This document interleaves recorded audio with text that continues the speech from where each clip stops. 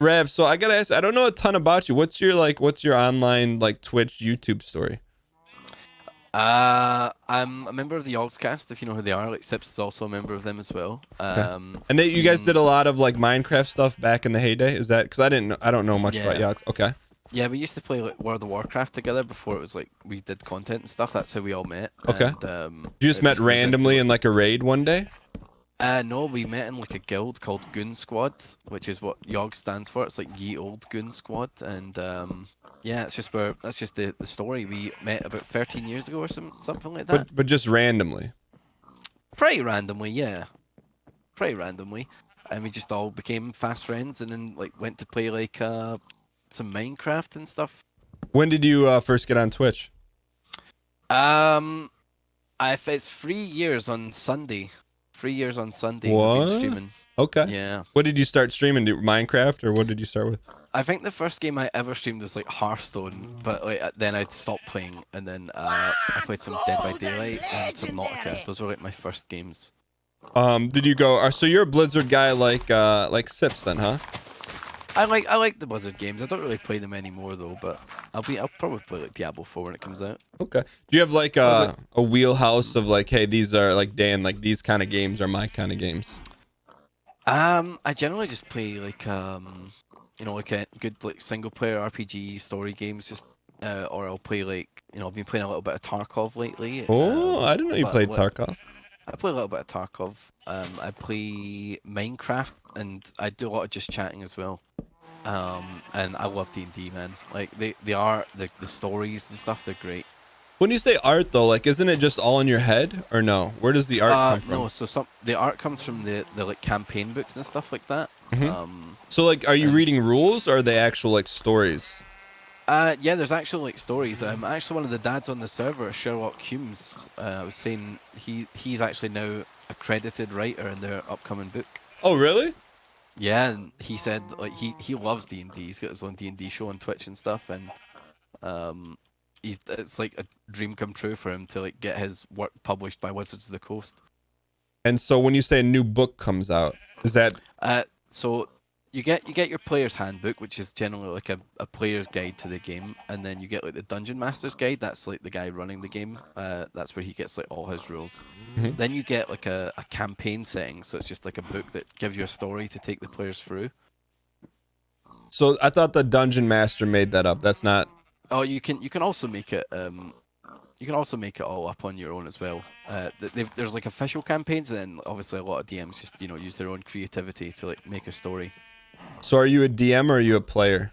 I'm more of a player. I've tried DMing once and I streamed it, and oh my god, I was terrified. Just like being like more create. Like I felt like I was opening up my creative heart to an audience. And that was scary for me. Yeah, Humes is the DM yeah. guy, right? Okay. Sherlock Hulmes, the DM guy, has a show called High Rollers. He's got his Candlekeep Mysteries. It's the new like mini adventure book that's coming out. He's It's wrote a story sponsored for it. by like D&D or something. No, so they asked him to write a story for it, and his story features in their book. Like, and so that's where I'm confused because always thought D&D was like it's a manual that gives you the rules for how to play. Yeah, yeah. But then there's more, is what you're saying. Well, yeah, they also give you like updated rule sets and stuff like that. So there's just like extra tools, so you can get like a book that comes out that's just filled with more monsters and magic spells and stuff like that. And he's And then writing that. Well, he wrote the new book is going to be a bunch of mini stories that you can take your players into. So he's wrote a story that the players can do. Okay, so it's a story that you can put into your world, or like you play through the Yeah. story. Okay. Or you can choose to just use that story as your world. Okay. So when you play D&D, then, like, Yeah. how long do you play for?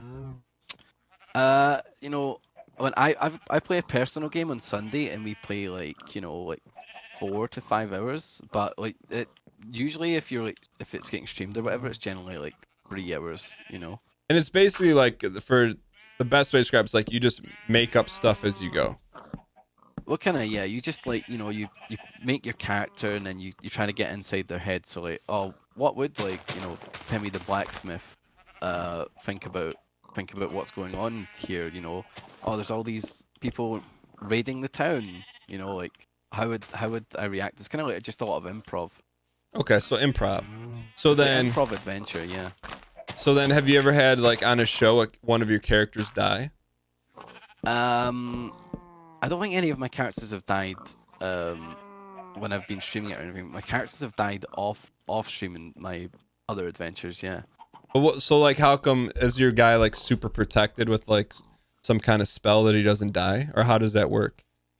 No, like a monster can just kill you, or whatever. You know, it's like you've got hit points and stuff like that, and in the combat system, you know, if they roll to like beat your armor class to see if they can hit you, and if they beat it, you know, you can lose HP and eventually your character dies. You generally start out as just like a nothing adventure with like nothing really, and then, you know, gradually you gain equipment and stuff through playing the game. But like, It's kind of like telling a collaborative story. got it. And then, except the characters don't die. Well, the characters can die. You Is know, it like BM? Is it like really bad if it happens? I think generally the DM should avoid trying to kill characters, but like, you know, it does happen. It does happen. Why do you say that? Because it kills Well, the you know, story? It can kill the story, or you know, some people maybe have got like an attachment to their characters and stuff. Like one of my characters I played for like over a year and they died. It's pretty sad. What was that character's name? It was a dwarven fighter called Cagney Duskhorn. Cagney. And how did Cagney die? I went into a dungeon and there was like a ghoul in there, and it like just beat me to death. Pretty much. It wasn't a very exciting death. Was it like one roll, or were there a couple rolls, was it like a slow death, and you're like, oh, this is really happening right now?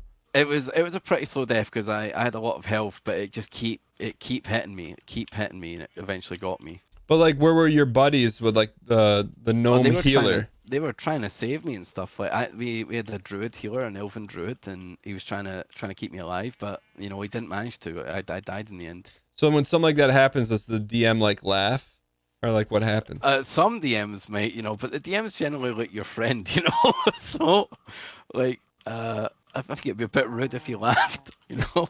So like, I'm just trying to like wrap my head around it. So you play it's a game where there could be an ending, there could not be an ending. There usually there is an ending. If you guys get to, you know, if people don't get disinterested along the way or whatever, you know, if you guys stick to it and play every week, there's an ending. And then are there D&Ds that don't take a year? Yeah, like you can do a one shot, which literally can be done in like a few hours. That's quite a popular way to do it. That's honestly how I'd recommend you would try it if you ever felt like playing it. And then like the best part, from my understanding, is you get when you make your character but you don't physically roll dice, right? You do. You can. There's certain different ways when you make a character. Some people have you like roll for like your HP and stats and stuff. There's a whole bunch of different ways to do it. Like you can be very custom with the rules. That's cool. Hello. Dan wants to know about D&D. What's going on, Hulmes? I'm Dan. Nice to meet you. Nice to meet you, Dan. I've heard much about you from Ravs and Sips. And if you would like to know about D&D, I am more than happy to tell you all that my years of wisdom have accumulated. So Ravs kind of gave me like the first grade breakdown, but we kind of came to a standstill when he said, like, you're one of the best players and DMs, and I'm like, well, how do you be like? Why are you one of the best? Like, because you roll the dice well. Well, I don't know about one of the best. I think Ravs is being very kind there. I've been playing a long time, so I've been playing probably 20 plus years. And I run High Rollers, which is is a D&D Twitch stream. It's one of the biggest ones out there, and I've been doing it for a while. I've worked for like Wizards. I've done like a bunch of like I've written for one of the new D&D books. I've written an adventure in it. Ravs was telling me about that. That's got to be like a pretty like thrilling thing to do, huh? Super thrilling. Yeah, very, very much so. Like it was ever since I was a little kid. That was like a big thing that I always wanted to do, is like, oh, I want to write for D&D one day and stuff like that. So in D&D, you have like these established worlds, right? So like the core D&D books are set in something called the Forgotten Realms, which is a world that's been created a long time ago by a fellow, and like they've produced loads of books on it and established the lore and everything. Then there's a couple of other like published, like you can buy the books and it tells you all about the towns and the villages and the cities and the history of that world. Homebrew is what is often a term used when it's DM comes up with their own stuff. So, for example, I've created my own fantasy world with my own like classes and races and what's different that rules world and called? skills and Humes stuff. World? It's called Erois. It's not called Humes World. That's quite. I might have to steal that one for my next idea. It's called what? Self-grandizing. Hewis? It's called Erois. So the whole idea is it's like it's a little bit Final Fantasy inspired. So it's got like sky cities and like a little bit of like sci-fi tech mixed into it. So you made your own world with different races and classes.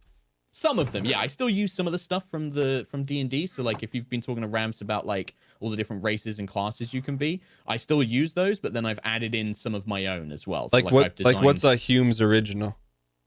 So I have a race called Guardians, which was very much inspired by Destiny, if you've played Destiny. So they're kind of like sentient constructs that have these like limited lifespans. So they're kind of like natural robot people. They're kind of made of like stone and metal and plants that kind of brings them to life. And how are they like? How are they do like other races make them, or they just happen naturally occurring? Yeah, that was like a big mystery in the campaign for a while. So I kind of established that the players and one of the players who's playing a Guardian, they didn't know how they were made. So it was kind of left as a big mystery. I gave them a bunch of information about what the race is and how they think and what they do, but there was no information on about, you know, where they come from. And then during the campaign, they uncovered that it was this, they were built by these very powerful mages who had discovered this sort of super Guardian buried deep in the core of the world. And was still sentient and alive, and had taught them to make more. So have you played? Just sorry to throw this back at you, but are you looking to get to play, or have you played before? Or I played like once, and like it was like a one-off on Twitch, and I was just kind of like I didn't really know what to do. I was just kind of like winging what's going on. But I'm just more interested in like I'd known the only my knowledge before talking to Ravs, whose character died and he was salty about, was that like there's these there's these manuals, and yeah. Like the manuals, like, so he was telling me there's art in these books. I just thought it was a bunch of rules in those books. Oh, no, yeah. Loads of gorgeous artwork. Like, it's a very visual thing. I think, especially recently, people that have gotten into D&D, there's a lot of artists and cosplayers that have gotten into D&D. And yeah, the books have like gorgeous art and maps and things to give you ideas, like little bits of story and flavor text to kind of get your imagination going. But there's really no wrong way to do it, right? So is that fair to say? There may be some people out there that say that there's a wrong way to do it, but I think that those people tend to be people that have always played a certain way. In terms of the rules, D&D is literally make-believe. It's literally playing pretend like when you were a kid, right? Except sometimes we use dice to resolve, like, you know, if there's a chance that you might fail or if there's a bad guy, we use dice to kind of help add some game mechanics to it. But really, the game is just you create a character, you envision who that character is, what they look like, how they act, what their background is, what their history, and then you think, okay, what would that character do in this situation? And you do that. Have you ever been in a situation where it was like a really awkward game, and then what made it awkward?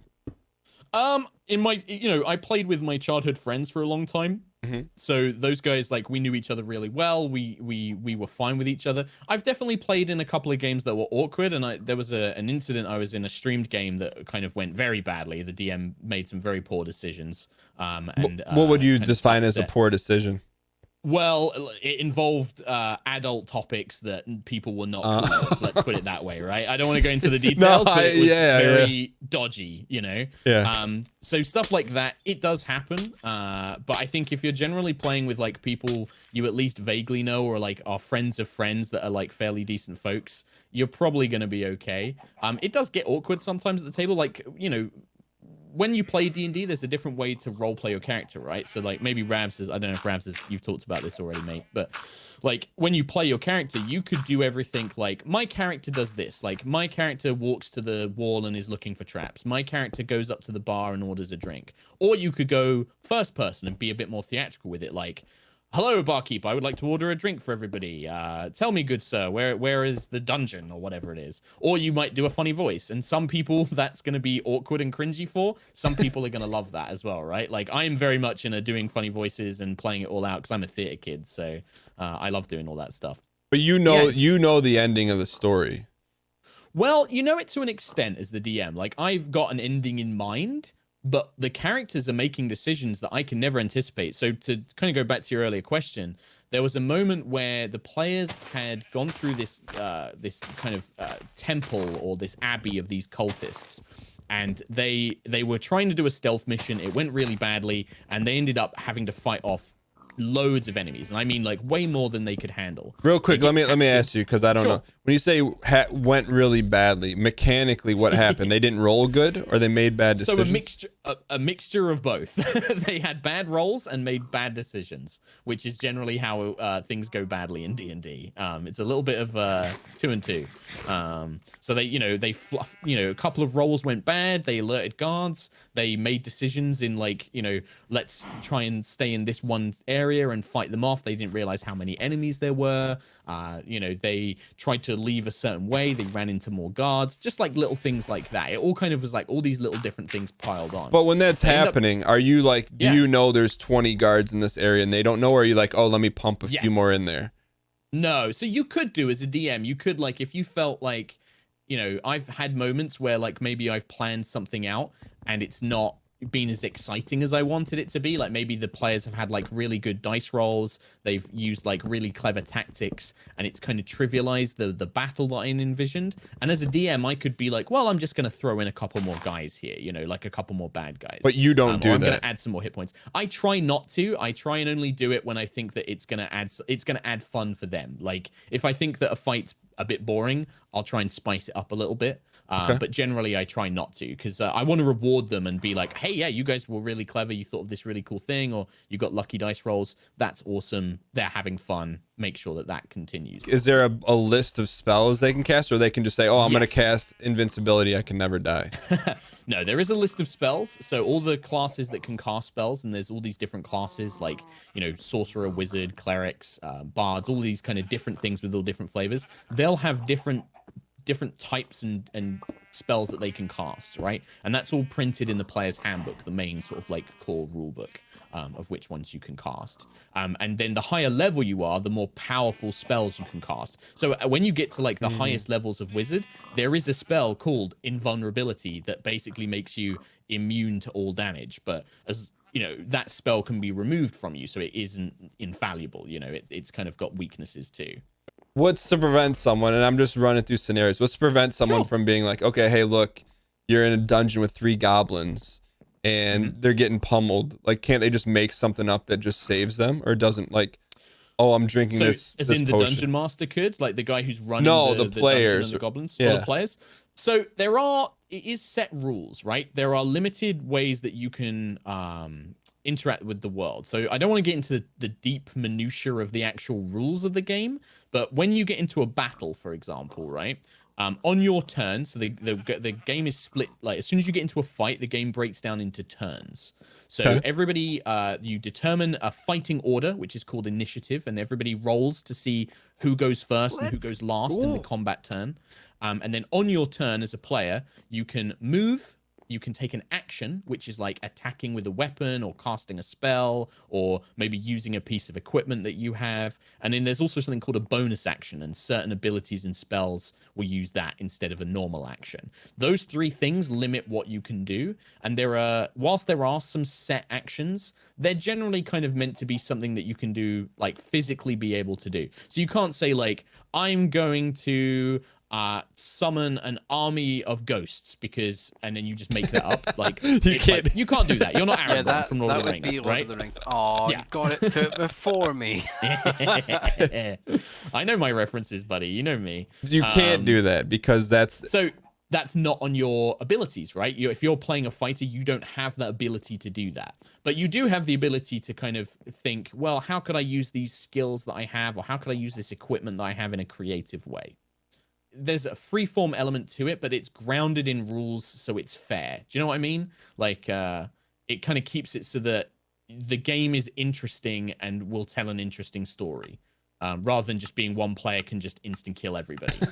So so say for example, I'm like, hey, I want to grab this guy and hold a knife to his neck, and you're like, oh, just roll dice for it.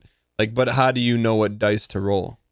I think that comes down to, sometimes that's like in the core rules of the game. Like there is a thing called a grapple action in the rules, but also as the DM, there's also a lot about you can just kind of feel that stuff out. Like, and sometimes you won't know. Sometimes, there won't be a rule, or there won't be a guide on how to do it. So you'll have to make a best guess, and it will be like, okay, well, that's probably, you're using your strength, so we'll make it a strength chest for you. And this guy's going to try and wriggle his way free, rather than try and overpower you, he's going to try and slip free. So I'm going to use his dexterity instead. And maybe you just make that up, or whatever it happens to be, Like, Has this got you like intrigued, Dan? I'm at the move to try it. No, I'm still just parsing it because.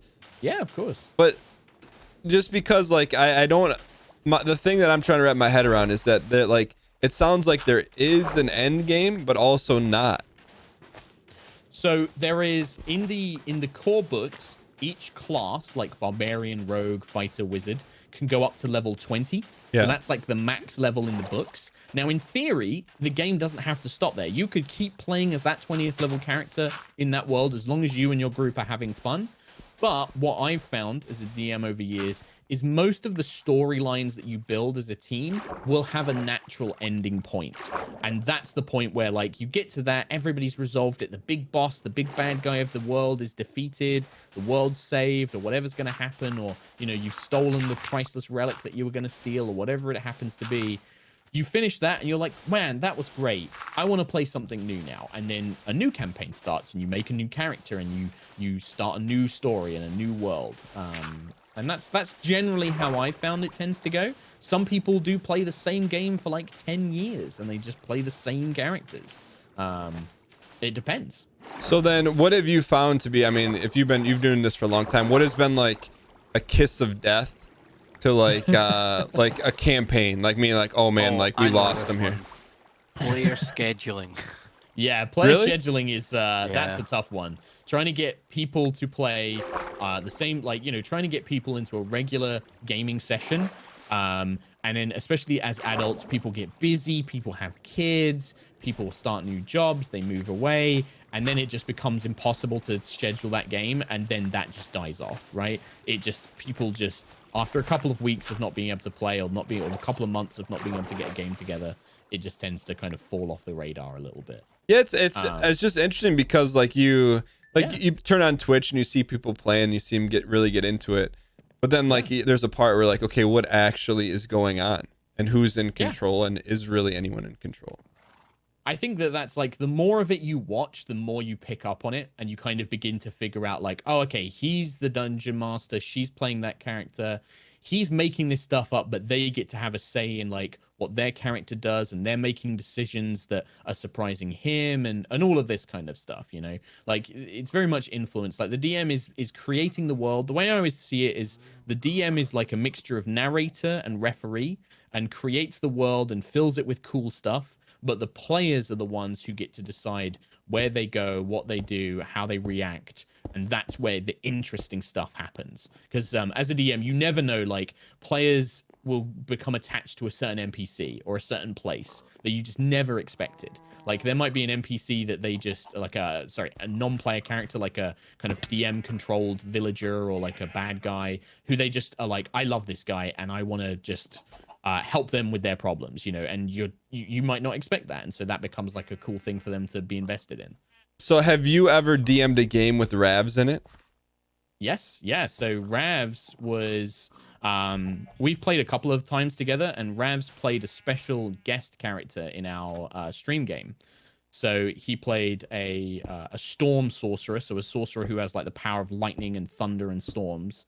and we kind of tied him into a bigger storyline thing that was going on with one of the other player characters. So Ravs kind of came in for like, what was it, like 4 or 5 episodes in the end? I've been in for 6 or 7 now, I think. 6 or so. Oh yeah, because we had like Yeah. quite a lot where you were in week after week, weren't you? So Yeah.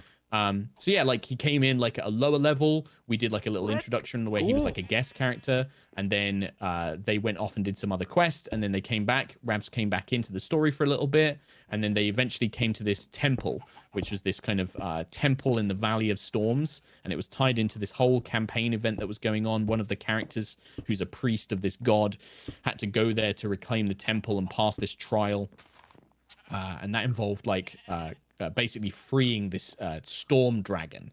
And it was revealed at the end, this is a spoilers, anybody who's listening who hasn't watched High Rollers in my chat, this was the storm dragon, the Ravs' character was actually a manifestation of that dragon to try and get them to help him, basically. So he was like really cool a double agent? Kind of, yeah, but a good one. Like he was kind of like working for them to kind of help them solve the trial and get to the dragon to free them, basically. The first time Ravs played with me, he tried to play an evil, selfish asshole who just wanted to like kill all the other party members. Wait, you can kill other people on your team? Well, yeah, You shouldn't. I took Mark aside before we started playing. It was like kind of my first time playing a tabletop game, and I said, "Hey, Mark, is there any chance like I could be like evil at the end and like turn on the party and like kill them and and attack them?" Yeah, and this was for like a one-off. Like we were only ever going to play it for one evening, like call it a one-shot, basically, where you just play this one-off adventure and then that's it. It's not part of like an ongoing campaign. And so I was like, yeah, if it's a one-shot, sure, we could do something at the end. But it was very kind of typical first-time playing D&D edgelord character, which was Yeah, but then I learned it was more fun to be a nice character. Exactly. You've learned the lesson. That's the thing. Yeah. What is the minimum for a group? Like if you have people playing? So I would say there isn't technically a minimum. You could basically play one GM, one player if you wanted to. Yeah. That's a very different type of game. What is I that think called? the best thing for me. That sounds kind of boring. Yeah, it's not a different type of game. It's just like the way that you end up playing it is very different. Like some people, maybe their partner, their spouse wants to play, and so they kind of do a one-on-one game for a little bit. I think the best number is 4 players, 1 DM, or 5 players is also pretty good. 4 to 5 players, 1 DM. That works really well. I think that's the magic number. That's the sweet spot. That's the sweet spot. Yeah. So you could play with 3. 3's fine. You could easily do D&D with 3 players and a GM as well. But I think 4 and 5, there's a lot of interactivity between the player characters, and there's a lot of cool stuff that they can go and do. Do people get bored if their character's not doing anything? Like what happens then? Or does it not work like that? I don't think, Ravs can probably explain that better because I don't get to play as much. I mainly DM, but as a DM, I try and keep everybody as involved as possible at all times. Yeah. So like maybe like you do a section where it's like, okay, Dan, what does your character want to do? And you do a cool thing.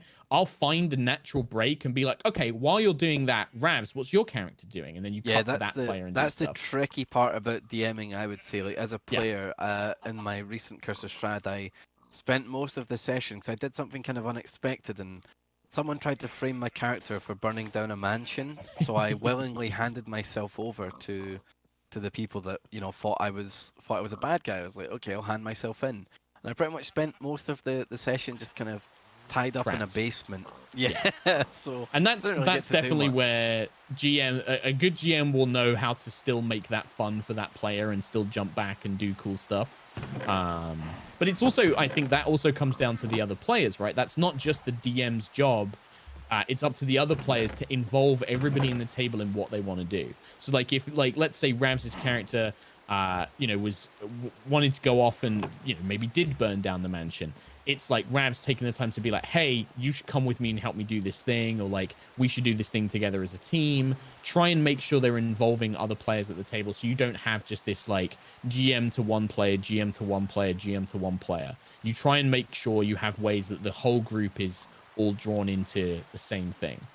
And then for you, like, so since this is now like kind of your job, are you able to, and this is what I was thinking even to you, Ravs, is like, so like playing video games or like being a DM, like, are you able to still do it for enjoyment without streaming? Like, do you ever play off stream? Yeah, so like most of my Tarkov and D&D are like all Tarkov's like mainly an off-stream game for me. I've only streamed a little bit of it recently, but like And D&D, I mainly play off stream. I just play with a group of buddies every Sunday. Yeah. It's because we find it fun. So Yeah. I still get a lot of enjoyment. I play a lot of games off stream and stuff. Yeah, same for me. I don't get to play as much D&D off stream these days, just because I'm doing a lot of other, like, I mean, I stream D&D 3 times a week, and then I'm doing my own streams, so I already do quite a lot on stream. But yeah, I still love it. Like, getting to play every now and then, or getting to run a game just for mates is still great, you know.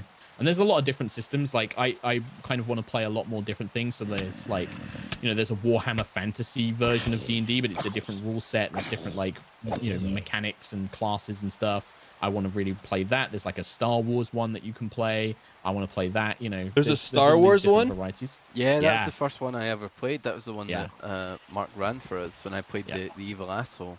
Yep. What It's were very- you didn't tell me what you were? What were you like? What race were you? I don't know what the race was, but I was was a long called. time ago, wasn't I it? just made the name like Ravs or something. You know what I mean? Let's put like made it like this really bad name, and it's just like. And oh. you were, I think the whole concept, because it was like I was running this pre-written adventure that came with the book, and it was like they were all like Jedi apprentices that had been sent on a mission. So obviously Ravs was like, I want to fall to the dark side. So I was, Yeah. we leaned heavily into that. But that's like a cool system. It uses like its own unique dice, so it doesn't use the same dice as D&D. It has like its own unique system, and it's very narrative, and it's very, very cool. And you're from the UK? Yeah. So live in Bristol, same as Ravs. Okay. Just you guys do like live D&D together, you guys, or do you not see each other much? So that's what we did a little bit, didn't we? Like the first couple of times before lockdown happened, we have like a studio here. So we have like a kind of game studio with a big table and like stone background and stuff. And that's where we would do all of our games. We like play in person, but because of lockdown, we haven't been doing that. Like, so it looks like you're in like a dungeon or something. Yeah, basically, yeah. We have like a full set with like studio cameras and mics and stuff. Yep. Is there a clip of that? How do I see that? If you check out High Rollers DND, so DND, it's on YouTube, podcast, all of that kind of stuff, Twitch, and all the clips and videos are all on there. So we've got like all of our previous campaigns, all of our like mini series we've done. It's all on our YouTube channel. So Wait, you use actual like you have an actual map? Yeah. We have like a full map and miniatures. We actually had custom little miniatures made of the characters, and we've got like all these cool like dungeon tiles for like physical like dungeons and stuff like that. Yo, there's a snake or something, a yellow snake. So this is like it's high production value too. I'd like to think so. Like, we definitely have put the effort in to try and make it as good as we can. I got his picture up. You versus the Johann. She tells you about a nomadic fisherman with mysterious storm powers. He's bound to Quill's destiny through visions. Yo, we got to talk about this though. Your intelligence is 10, Ravs? Hey, I'm a sorcerer. You know, like, they're not wizards. Wizards study, whereas sorcerers are just like kind of naturally innate gifted, power. just like innate power. Yeah. Well, Hulmes, and Ravs, this was very enlightening. I'm gonna commit. I'll watch. I want to watch one episode and just Sure. see what it's like. Well, but- and Dan, you know, I know it's sometimes bad form, but if you ever want a game, just say the word, because I am always happy to run, especially for new players. I am always Yeah, happy maybe to we run could get D&D games. some dads and do a Dungeons and Dads. Well, I was trying to get that game with Sips and Wolf and stuff, but I didn't get a response. But yeah, like I'm definitely up. I know Ravs would always be up for playing, so I think that getting some dads in and playing a dad game, even just off stream, cool. Yeah, for sure. I'm gonna watch it and then I will. Let me marinate. I think I'm open to try anything once for sure. You know. That's always the best way to do it. Yeah, for sure. Yeah. Want to catch up on the Dan Gheesling Show because you can't catch it live on Twitch? Then go to youtube.com/Dan Gheesling Plays.